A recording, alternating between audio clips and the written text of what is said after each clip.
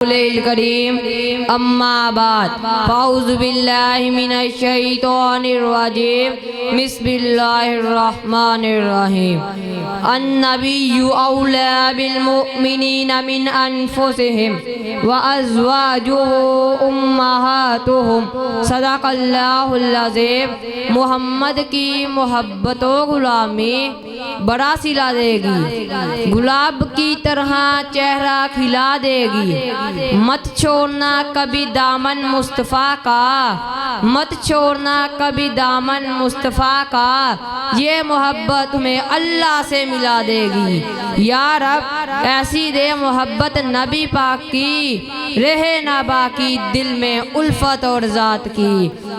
मेरे वाजिबुल एहतराम मुअज़्ज़िज़ सामने ग्रामी, अस्सलामु अलैकुम व रहमतुल्लाहि व बरकातुहू।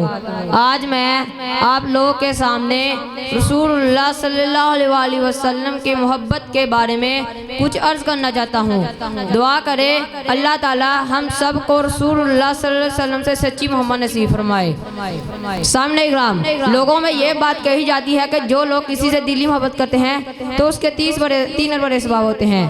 पहला ये है कि इसके कमाल की वजह से इससे मोहब्बत की जाती है, दूसरा ये है कि इसके जमाल की वजह से इससे मोहब्बत की जाती है, तीसरा ये है कि इसके एहसान और इसकी अच्छाइयों की वजह से मोहब्बत की जाती है। मेरे दोस्तों, हजारों लोग ऐसे गुजरे जिनको हमने देखा नहीं, लेकिन इनके कमाल की वजह से इनकी तारीफ करते हैं और इनसे मोहब्बत रखते हैं। अल्लाह ताला ने हजरत आदम अलैहिस्सलाम से लेकर हजरत ईसा अलैहिस्सलाम तक तमाम अंबिया को जो कमालात फर्दन फर्दन अता किए हैं, वो सब कमालात रब्बे कायनात ने खातमुन नबीयीन सय्यदुल मुरसलीन रहमतुल लिल आलमीन मोहम्मद रसूल सल्लल्लाहु अलैहि वसल्लम को अता किए हैं।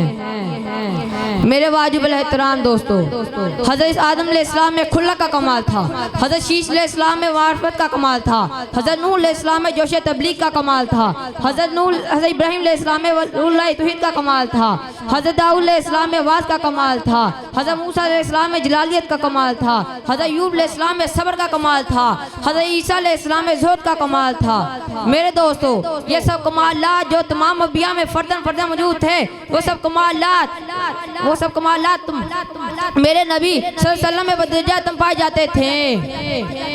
हज़रत नानूतवी रहमतुल्लाह फरमाते हैं, जहाँ के सारे कमालात एक तुझ में हैं, जहाँ के सारे कमालात एक तुझ में हैं, तेरे कमालात किसी में नहीं मगर 2-4।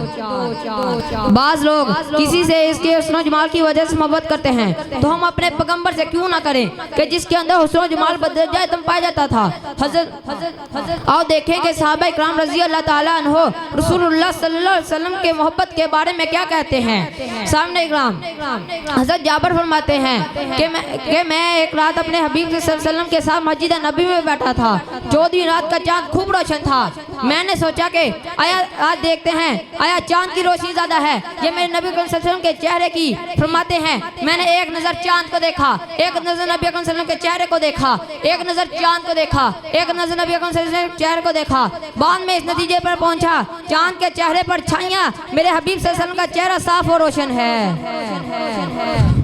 तभी तो शायर कहता है, चांद से तशबीह देना ये भी कोई इंसाफ है, चांद से तशबीह देना ये भी कोई इंसाफ है, चांद के चेहरे पर छाइयां नवदनी का चेहरा साफ है।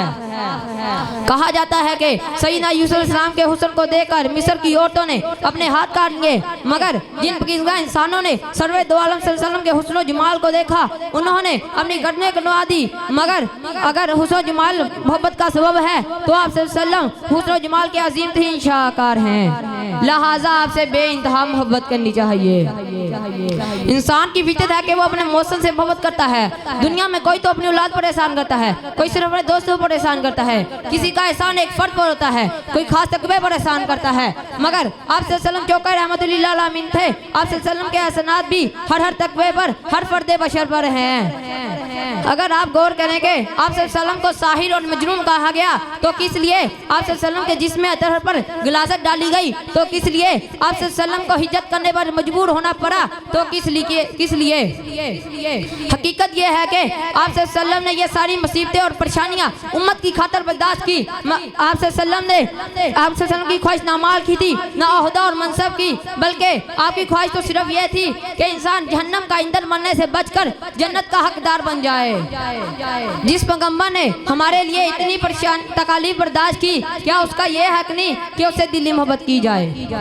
मैं इस शेर पर अपनी तकरीर खत्म करूंगा।